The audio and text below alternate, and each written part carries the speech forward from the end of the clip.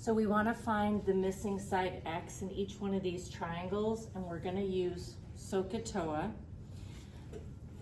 When you're going to use SOHCAHTOA, the first thing you want to do is identify the hypotenuse, the adjacent, and the opposite.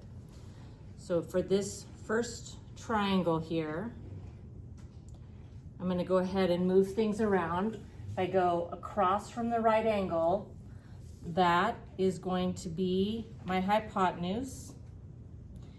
And then the angle that we're dealing with is right here. So if I shoot an arrow out of 57 degrees, I hit this side. So that side is going to be the opposite side. And then the side next to the angle 57 is my adjacent side. So now I have this triangle set up to use SOHCAHTOA. Now, how do I know which one to choose? Well, what's involved? I don't know anything about the hypotenuse. So what's involved? The x is the adjacent and the 10 is the opposite.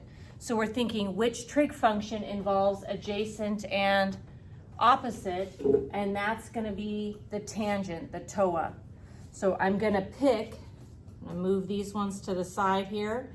I'm going to pick the TOA to help me out. And then I have the tangent, setting this guy up. I have the tangent of the angle. And I'll go ahead and start generic.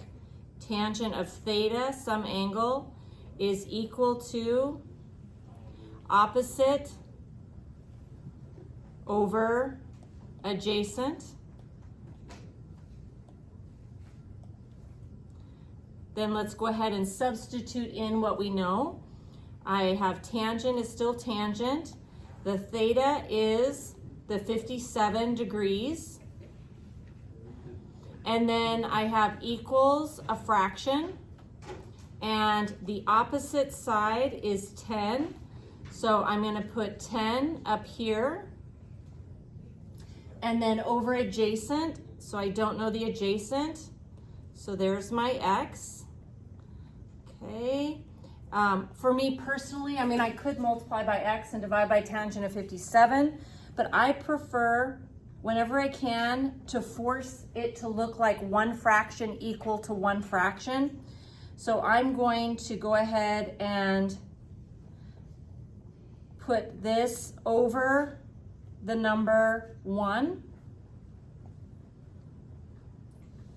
Because when you have a fraction equal to a fraction, the quickest way to solve is to cross multiply then divide.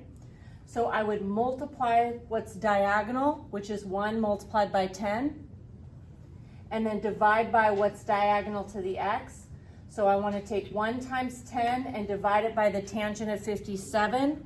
Be careful, because whenever you're dealing with trig functions, we really care about if we're in degree mode or we're in radian mode.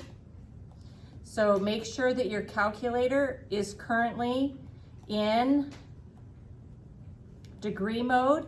And the way I can tell is literally I see degrees in the problem. Okay, almost there. Okay, so I have 1 multiplied by 10 over the tangent of 57 degrees.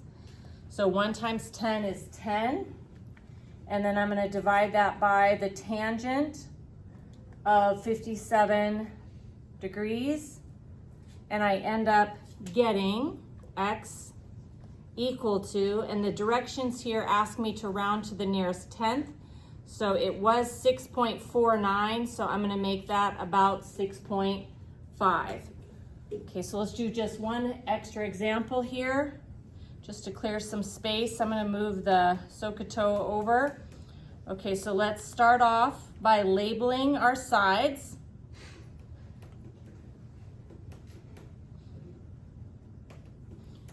So in this particular one, across from the right angle, that's my hypotenuse.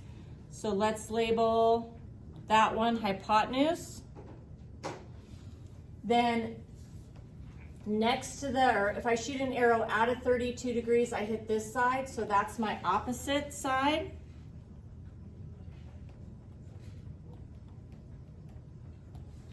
And then next to the 32 degrees is the 18. So that is my adjacent side. I need to decide in SOHCAHTOA which one I want to use, but let's look for what sides are involved. I don't know anything about the opposite. I know the adjacent and I want the hypotenuse. So we need to pick one that's going to involve the known one and the one we want. So let's pick something that involves adjacent and hypotenuse, and that's going to be the CAH, SOHCAHTOA. Then we'll go ahead and set that up. Generically, that is the cosine. Got a little thinner, sorry, second. Okay, so that's going to be the cosine of the angle measure generically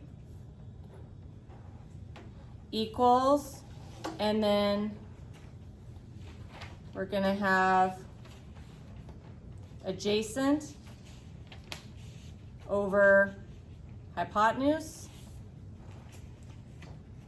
So if we're going to have cosine, and the angle measure in this one is 32 degrees.